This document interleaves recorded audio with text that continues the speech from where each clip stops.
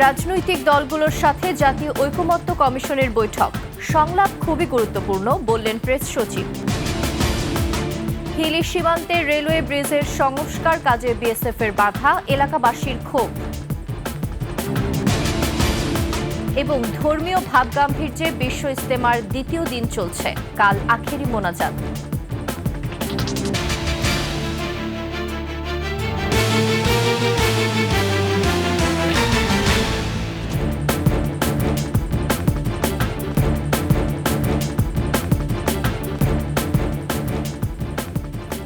শুনছিলেন সংবাদ শিরোনাম, আমন্ত্রণ ২১ দেশের সংবাদ। সাথে আছি আমি ফাতেমা ফারজানা নির্জনা। দর্শক, ২১ টেলিভিশনের সংবাদ একই সাথে সরাসরি দেখতে পাবেন আমাদের ফেসবুক পেজ www.facebook.com/2124 অনলাইনে। এছাড়া সাবস্ক্রাইব করতে পারেন www.youtube.com/@21ETV চ্যানেলে।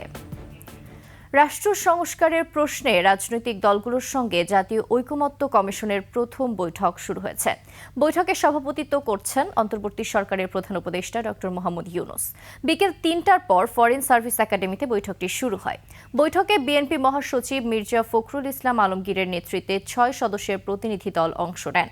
এছাড়া জামায়াতে ইসলামীর সেক্রেটারি জেনারেল মিয়া গোলাম পরোয়ার, লিবারেল ডেমোক্রেটিক পার্টির চেয়ারম্যান অলি আহমদ, নাগরিক ঐক্যের সভাপতি মাহমুদুর রহমান মান্না, বিজেপির চেয়ারম্যান আন্দালিব রহমান পার্থ, ইসলামী আন্দোলনের প্রেসিডিয়াম সদস্য সৈয়দ মোহাম্মদ মোসাদ্দেক বিল্লাহ আল মাদানী, এবি পার্টির চেয়ারম্যান মুজিবুর রহমান মঞ্জু, গণ অধিকার পরিষদের সভাপতি নুরুল হক নূর সহ বিভিন্ন দলের নেতারা বৈঠকে অংশ নেন।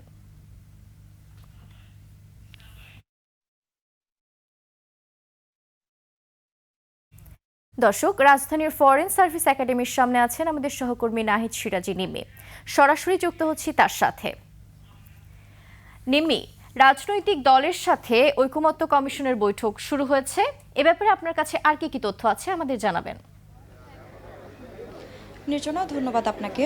শুরুতেই জানিয়ে দিতে চাই যে আজকে কিন্তু সকল রাজনৈতিক দলগুলো যারা রয়েছে তাদের এই নতুন গঠিত যে কমিশন রয়েছে ঐকমত্য কমিশন, সেটির সাথে আজকে বৈঠকে বসার কথা রয়েছিল। বিকেল ৩টা থেকে ৫টা পর্যন্ত এই বৈঠকটি চলেছে, এখনও কিন্তু চলছে। আপনি যেমনটি আবার এখানে আশপাশে দেখছেন যে এখন পর্যন্ত কিন্তু সবাই অপেক্ষমান যে কখন কোন রাজনৈতিক দলগুলো তাদের সংলাপ শেষ করে বা বৈঠকটি থেকে বেরিয়ে বলবেন যে তারা আসলে ভেতরে কি নিয়ে আলোচনা করেছে। তো ইতোমধ্যেই কিন্তু আমরা এখানে প্রেস সচিবের সাথেও কথা বলতে পেরেছি। তিনি যেগুলো যে বিষয় জানিয়েছেন সেটি হচ্ছে যে বাংলাদেশে যেই ভয়ানক যেই অধ্যায়ের মধ্য দিয়ে আসলে পার করেছে, সেখান থেকে কিন্তু যেই রিপোর্ট ইউনাইটেড নেশন বা জাতিসংঘ যে রিপোর্টটি দিয়েছে সেটি মানুষ কিন্তু সারা বিশ্ব এখন বুঝতে পেরেছে যে আসলেই বাংলাদেশ কোন পরিস্থিতির মধ্য দিয়ে যাচ্ছিল এবং এখানে কোন ধরনের ঘটনাগুলো ঘটছিল, এবং এটি ইতোমধ্যে পুরো বিশ্বের কাছে পরিষ্কার হয়েছে।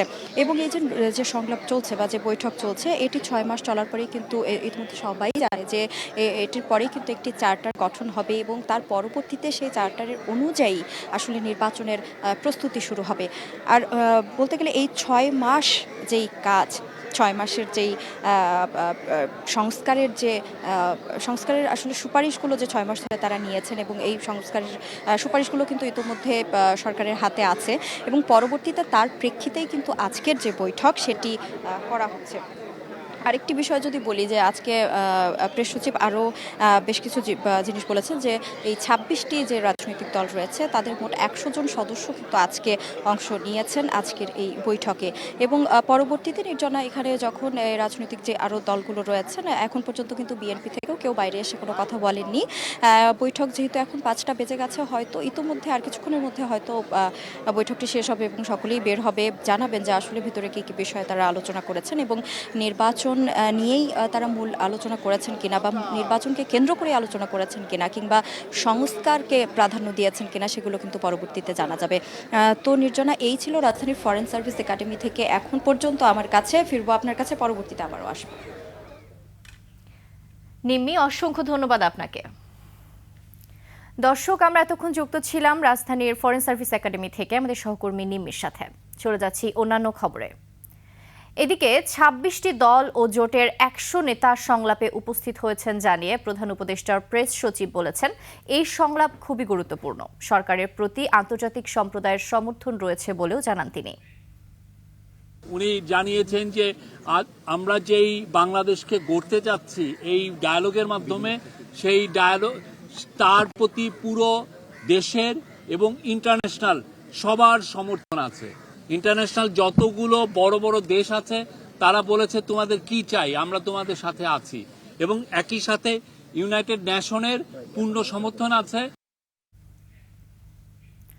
গণতান্ত্রিক সরকার গঠনে জাতীয় নির্বাচন আগে প্রয়োজন বলে মন্তব্য করেছেন বিএনপির যুগ্ম মহাসচিব অ্যাডভোকেট রুহুল কবির রিজভী।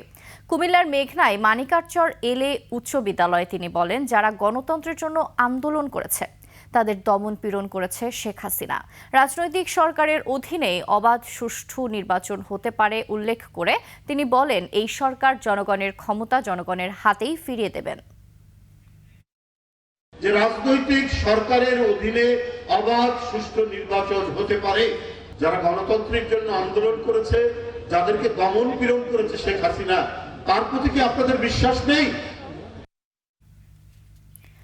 আওয়ামী লীগকে ক্ষমতায় টিকিয়ে রাখতে বিডিআর হত্যাকাণ্ড ঘটানো হয়। তৎকালীন সেনাপ্রধান মইনুল আহমেদের নিষ্ক্রিয়তা ছাড়া বিডিআর হত্যাকাণ্ড সম্ভব ছিল না, এমন মন্তব্য করেছেন অ্যাটর্নি জেনারেল মোহাম্মদ আসাদুজ্জামান। রাজধানীতে এক অনুষ্ঠানে তিনি বলেন, এ ঘটনার মাস্টারমাইন্ডদের বিচারের আওতায় আনা হবে। শিউলি শবনমের রিপোর্ট। ক্ষমতায় টিকে থাকতে আওয়ামী লীগ সরকার বিডিআর হত্যাকাণ্ড ঘটিয়েছে শিরোনামে এফডিসিতে ছায়া সংসদের আয়োজন করে ডিবেট ফর ডেমোক্রেসি। এই হত্যাকাণ্ডে প্রতিবেশী রাষ্ট্রের কোনো ইন্ধন ছিল কিনা তা খতিয়ে দেখার আহ্বান জানান ডিবেট ফর ডেমোক্রেসির চেয়ারম্যান। আমরা 25শে ফেব্রুয়ারি রাতে দুবাইগামী একটা ফ্লাইটে, বিশেষ ফ্লাইটে আমরা বেশ কয়েকজনকে বাংলাদেশ থেকে চলে যেতে দেখেছি। অনুষ্ঠানে যোগ দিয়ে অ্যাটর্নি জেনারেল বলেন, বাংলাদেশের রাষ্ট্র ব্যবস্থাকে ধ্বংস করে নৈরাজ্যকারী সরকারকে দীর্ঘস্থায়ী ক্ষমতায় রাখতে বিডিআর হত্যাকাণ্ড ঘটানো হয়। আন্তর্জাতিক আইন লঙ্ঘন করে ক্ষমতাচ্যুত শেখ হাসিনাকে আশ্রয় দেওয়ায় ভারতের সমালোচনা করেন অ্যাটর্নি জেনারেল। একটি রাষ্ট্র কতটা নির্লজ্জ হতে পারলে বাংলাদেশে খুন গুমের সাথে জড়িত যে কাউকে এভাবে নির্লজ্জ বেহায়ার মতো আন্তর্জাতিক পরিমণ্ডলের সমর্থন জুগিয়ে যেতে পারে। বিডিআর হত্যাকাণ্ডের ঘটনা তদন্তে গঠিত কমিশন প্রয়োজনে ভারতে গিয়ে শেখ হাসিনাকে জিজ্ঞাসাবাদ করলে আইনের ব্যত্যয় ঘটবে না বলে জানান তিনি। যে কোনো ব্যক্তিকে যে কোনোভাবে ওনারা সামন করতে পারেন এবং তাকে জিজ্ঞাসাবাদের মুখোমুখি করতে পারেন, এখানে আইনের কোনো ব্যত্যয় নাই। সঠিক তদন্তের মাধ্যমে মাস্টারমাইন্ডদের বিচারের মুখোমুখি করে দৃষ্টান্তমূলক শাস্তি নিশ্চিত করা হবে বলেও জানান অ্যাটর্নি জেনারেল। মইনুল আহমেদের প্রচ্ছন্ন নিষ্ক্রিয়তা ছাড়া এ হত্যাকাণ্ড সম্ভব ছিল না। শিউলি শবনম, 21 টেলিভিশন, ঢাকা। দিনাজপুরের হিলি সীমান্তের পার্শ্ববর্তী রেলওয়ে ব্রিজের সংস্কার কাজে বাধা দিচ্ছে বিএসএফ। ফলে কয়েকদিন ধরেই বন্ধ রয়েছে সংস্কার কাজ। এদিকে সংস্কার কাজে বাধা দেয়ায় ক্ষোভ জানিয়েছেন স্থানীয়রা। তবে এ বিষয়ে বিএসএফ এর সাথে আলোচনা হয়েছে জানিয়ে বিজিবি বলছে, বিষয়টি খতিয়ে দেখছেন তারা। হিলি প্রতিনিধি সালাউদ্দিন বকুলের তথ্য ছবিতে দেখুন ডেস্ক রিপোর্ট। হিলি সীমান্তের পাশ দিয়েই বয়ে গেছে রেল লাইন। সেই রেল লাইনের একটি ব্রিজের নিচের অংশের পাথর সরে যাওয়ায় সংস্কারের উদ্যোগ নেয় রেল কর্তৃপক্ষ। এক সপ্তাহ আগে সেই কাজ শুরু করেন তারা, কিন্তু কাজ শুরুর পর বাধা দেয় বিএসএফ। পরবর্তীতে বিষয়টি নিয়ে 13 জানুয়ারি বিজিবি বিএসএফ এর মধ্যে আলোচনা হয়। সেই মোতাবেক রেল কর্তৃপক্ষকে আবারও কাজ শুরুর কথা জানায় বিজিবি। শনিবার সকালে কাজ শুরু হলে আবারও বাধা দেয় বিএসএফ। বারবার কাজ বন্ধ হয়ে যাওয়ায় বিপাকে পড়েছে রেল কর্তৃপক্ষ। এ নিয়ে ক্ষোভ প্রকাশ করেছেন স্থানীয়রাও। 2-1 দিন আগে দেখলাম ওইখানে গেটে মিটিং বসছিল, তারপর তো আর তারপর থেকে কাজ আর চালু হয় না। বিডিআররা বলতেছে কি এনে কি করবা, এরা বলতেছে করছে আমাদের এই রেলিংটা আমরা ঠিক করে নিব। বিএসএফ যে কোনো কিছুতে বাধা প্রদান করে, এটা ঠিক না। বিজেপি এবং বিএসএফের পতাকা বৈঠকের মাধ্যমে সমাধান হওয়ার কথা ছিল। একবার দুইবার এরকম চলছে, তারপরে সমাধান আসছে না। আজ সকালে কাজ শুরু করছিলাম, আমরা বলছিল শুরু করার জন্য, পরে আবার বন্ধ করে দিয়েছে। এই পর্যায়ে আসছে, আবার আজকে ফোন দিলাম, বলছে আমরা আজকে আবার বসবো, বসলে জানাচ্ছি আপনাকে। এদিকে বিজিবি বলছে, ব্রিজের সংস্কার কাজের বিষয়টি বিএসএফ জানতে চেয়েছিল, সেই মোতাবেক তাদের জানানো হয়েছে। এখন সেই কাজে বাধা দেওয়ার কথা নয়, বিষয়টি খতিয়ে দেখা হচ্ছে বলেও জানায় বিজিবি। সমস্যা হবে কেন? ওরা কাজ করতে গেছিল প্রথম দিকে বোধহয় বিএসএফ এর তরফ থেকে তারা একটু জানতে চেয়েছিল, বিষয়টা আমরা জানিয়েছি। আর রেল কর্তৃপক্ষ তাদের কাজ করবে, সমস্যা হওয়ার কোনো কথা তো নেই। তারা আবার কাজ করতে গিয়েছিল, পরে আবার বিএসএফ বাধা দিয়েছে, আজকেও তারা বন্ধ করে রাখছে। আমি একটু জেনে নিচ্ছি। Masuma Lisa, desk report, 21 television. সারা দেশে চলছে অপারেশন ডেভিল হান্ট। 24 ঘন্টায় 5 জেলা থেকে 30 জনকে গ্রেফতার করেছে যৌথ বাহিনী। রংপুরের পীরগঞ্জ উপজেলার বড় আলমপুর ইউনিয়ন পরিষদ চেয়ারম্যান ও আওয়ামী লীগ নেতা আবু সাইদ, জেলা যুবলীগ সহ সভাপতি আবুল হোসেন সহ 4 জনকে গ্রেফতার করেছে পুলিশ। রাজশাহীতে 14 জনকে গ্রেফতার করেছে যৌথ বাহিনী। গ্রেফতারকৃতদের সবাই আওয়ামী লীগের নেতাকর্মী।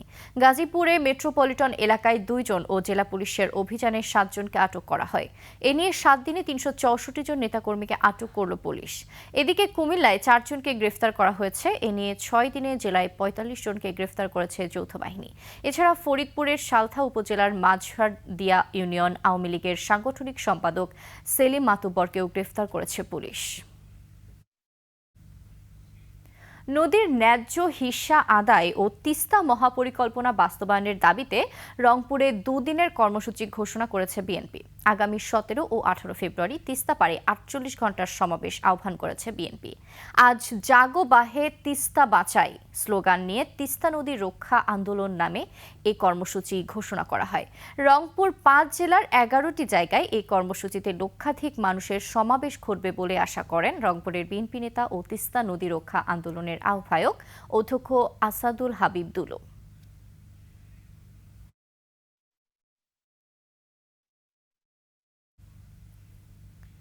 টঙ্গীর তুরাগ তীরে সাদ অনুসারীদের বিশ্ব ইজতেমার দ্বিতীয় দিন আজ। ধর্মপ্রাণ মুসল্লিরা নির্ধারিত খিত্তায় অবস্থান নিয়ে ধর্মীয় বয়ান শুনছেন। আগামীকাল আখেরি মোনাজাতের মধ্য দিয়ে শেষ হবে বিশ্ব ইজতেমা। দ্বিতীয় দিনে ফজরের নামাজের পর বয়ান করেন দিল্লির মাওলানা ইলিয়াস বিন সাদ। বাংলায় তর্জমা করেন মাওলানা ওসামা ইসলাম। বিশ্ব ইজতেমার ময়দানের মূল মঞ্চ থেকে বিভিন্ন ভাষায় ইসলামী বিধিবিধানের ওপর দিক নির্দেশনামূলক বয়ান দিচ্ছেন জ্যেষ্ঠ মুরব্বীরা। এদিকে আখেরি মোনাজাতে অংশগ্রহণকারী ও ইজতেমা শেষে বাড়ি ফেরা মুসল্লিদের যাতায়াত সুবিধার জন্য 8টি বিশেষ ট্রেনের ব্যবস্থা করেছে রেলওয়ে বিভাগ। আখেরি মোনাজাত উপলক্ষে নিরাপত্তা ও গোয়েন্দা নজরদারি বাড়ানো হয়েছে বলে জানিয়েছে পুলিশ। সিরাজগঞ্জে বিএনপি চেয়ারপারসন বেগম খালেদা জিয়া ও বৈষম্য বিরোধী ছাত্র আন্দোলনে আহতদের সুস্থতায় দোয়া এবং শহীদদের পরিবারে আর্থিক অনুদান দেয়া হয়েছে। দুপুরে সিরাজগঞ্জের রায়গঞ্জে এই অনুষ্ঠানের আয়োজন করা হয়। সিরাজগঞ্জ জেলা বিএনপির উপদেষ্টা ইঞ্জিনিয়ার কামাল হোসেনের উদ্যোগে দোয়া মাহফিল ও আলোচনা সভা হয়। পরে বৈষম্য বিরোধী ছাত্র জনতার আন্দোলনে রায়গঞ্জে 3 শহীদ পরিবারকে আর্থিক অনুদান দেওয়া হয়।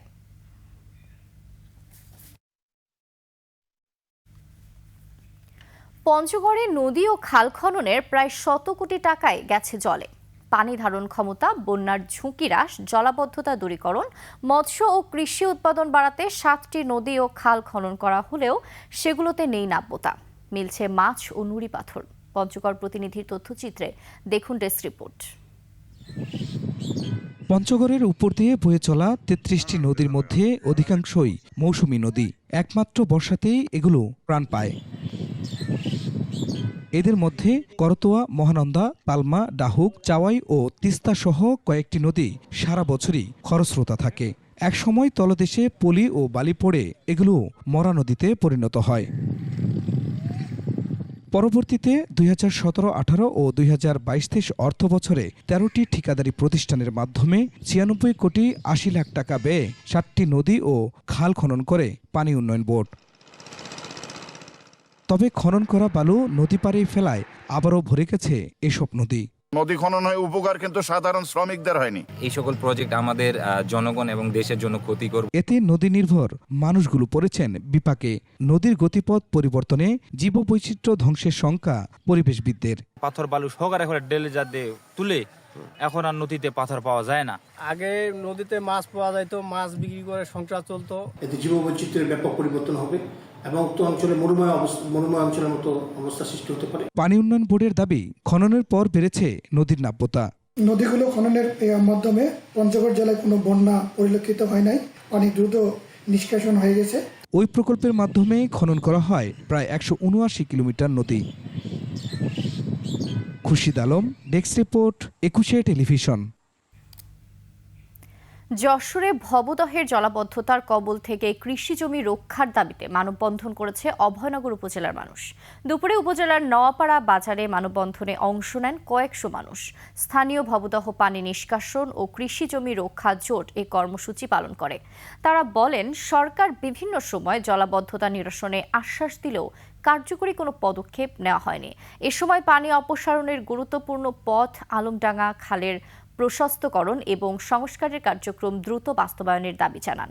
এছাড়া যশোর ইপিজেডের বর্জ্য অপসারণের জন্য তৈরি খাল আমডাঙ্গা খালের সাথে যুক্ত না করারও দাবি জানান তারা। জুলাই অভ্যুত্থানে রাজধানীর যাত্রাবাড়িতে গুলিতে নিহত ভোলার হাসানকে নিজ গ্রামে দাফন করা হয়েছে। সকালে ভোলার কাচিয়া সামান্দার মাঠে দ্বিতীয় জানাজা শেষে নিজ গ্রামে হাসানকে দাফন করা হয়। এর আগে শুক্রবার জুমার নামাজ শেষে ঢাকা বিশ্ববিদ্যালয়ের রাজু ভাস্কর্যের সামনে প্রথম জানাজা হয়। পরে মরদেহ হাসানের পরিবারের কাছে হস্তান্তর করে বৈষম্য বিরোধী ছাত্র আন্দোলন। হাসানের বাবা মনির হোসেন জানান, 5 আগস্ট যাত্রাবাড়িতে আন্দোলনে গুলিবিদ্ধ হয়ে নিখোঁজ হন হাসান। 6 মাস পর ঢাকা মেডিকেলের মর্গে তার মরদেহ পাওয়া যায়।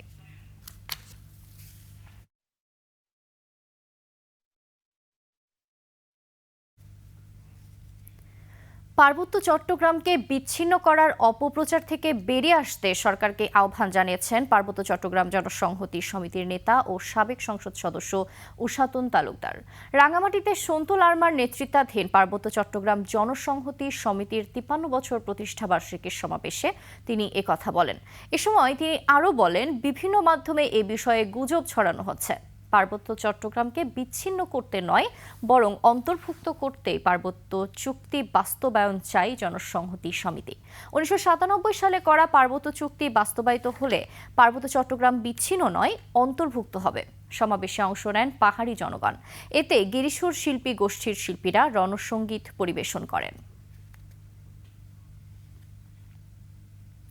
চট্টগ্রামে শুরু হয়েছে এশিয়া আন্তর্জাতিক বাণিজ্য মেলা বাংলাদেশ 2025। সকালে নগরীর কাজীর দেউরির ইন্টারন্যাশনাল কনভেনশন সেন্টারে মেলার উদ্বোধন করেন Chittagong city mayor doctor Shahadat Hossain. আয়োজকরা জানান, মেলায় মোট 200টি স্টল থাকবে। স্থানীয় ব্যবসায়ী ছাড়াও থাইল্যান্ড, ইন্দোনেশিয়া, ভারত ও পাকিস্তানের ব্যবসায়ীরা স্টল নিয়ে পণ্যের পসরা সাজিয়েছেন। এতে আসবাব, ক্রোকারিজ, কসমেটিক্স, খেলনা, তৈরি পোশাক, টেক্সটাইল, প্লাস্টিক সহ বিভিন্ন পণ্যের স্টল রয়েছে। 15 দিনের মেলা শেষ হবে 1 মার্চে।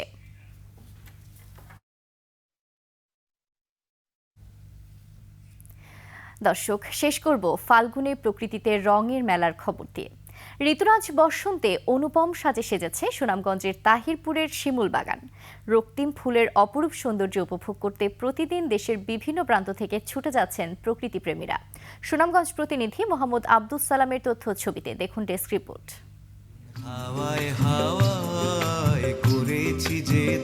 ফাল্গুনে আগুন লেগেছে সুনামগঞ্জের শিমুল বাগানে। সবুজ ডালের আবৃত ভেদ করে ফুটে উঠেছে শত শত শিমুল ফুল। রক্তরাঙা ফুলের রাজত্বে এ যেন স্বর্গরাজ্য। ফুল মাটিতে ঝরে লাল গালিচা হয়ে পর্যটকদের স্বাগত জানায় অপার সৌন্দর্যের রাজত্বে। একদিকে মেঘালয় পাহাড়, মাঝখানে জাদুকাটা নদী, আর এপারে 3000 সারি সারি শিমুল গাছে সাজানো স্বপ্নপুরী। 2 যুগ আগে তাহিরপুরের বাদাঘাট ইউনিয়নের মানিগাঁও গ্রামের বৃক্ষপ্রেমী জয়নাল আবেদিন প্রায় 100 বিঘা জমিতে গড়ে তোলেন শিমুল বাগান। প্রতিটি গাছে রক্তরাঙা শিমুল। রক্তিম এ ফুলের আগুন যেন ছড়িয়ে পড়ছে সর্বত্র।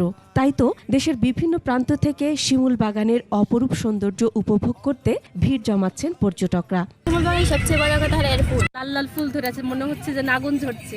After walking about, we're extremely pleased with it. Where it's set up, where it's looked, and the cleanness is beautiful. তো মনে হচ্ছিলাম ফুল ফুটছে না, এখন দেখা যায় অনেক ফুল ফুটছে, অনেক সুন্দর লাগে। আরো পর্যটক আসতো যদি আপনার আরো রাস্তাঘাট ব্যবস্থা হতে। এদিকে শিমুল বাগানে আগত পর্যটকদের নিরাপত্তা নিশ্চিতের আশ্বাস দিয়েছে প্রশাসন। তো ওনাদের পত্র দিয়ে জানিয়েছি যেন আমরা পর্যটকদের যাতায়াত নির্বিঘ্ন করার প্রয়োজনীয় ব্যবস্থা গ্রহণ করে। রক্তছড়া শিমুলের রাজ্যে এসে মুগ্ধ প্রকৃতিপ্রেমীরা। Masuma Lisa, desk report, 21 television. এরই সাথে শেষ করছি 21 দেশের সংবাদ। যাবার আগে সংবাদ শিরোনামগুলো জানিয়ে দিচ্ছি আরও একবার। রাজনৈতিক দলগুলোর সাথে জাতীয় ঐকমত্য কমিশনের বৈঠক, সংলাপ খুবই গুরুত্বপূর্ণ বললেন প্রেস সচিব। হিলি সীমান্তে রেলওয়ে ব্রিজের সংস্কার কাজে বিএসএফ এর বাধা, এলাকাবাসীর ক্ষোভ।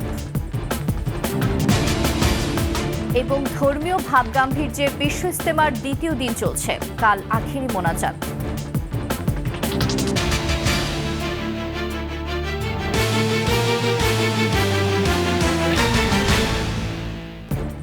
সর্বশেষ সংবাদ জানতে ডায়াল করুন 2021 নাম্বারে আর ভিজিট করুন ekushe-tv.com ওয়েবসাইটে। ফেসবুকেও ভিজিট করতে পারেন www.facebook.com/ekushe24 অনলাইনে। এছাড়া সাবস্ক্রাইব করতে পারেন www.youtube.com/@ekushe-etv চ্যানেলে। এতক্ষণ সঙ্গে থাকার জন্য ধন্যবাদ। পরবর্তী সংবাদ সন্ধ্যা 7টায় দেখার আমন্ত্রণ রইল। একুশের সাথেই থাকুন।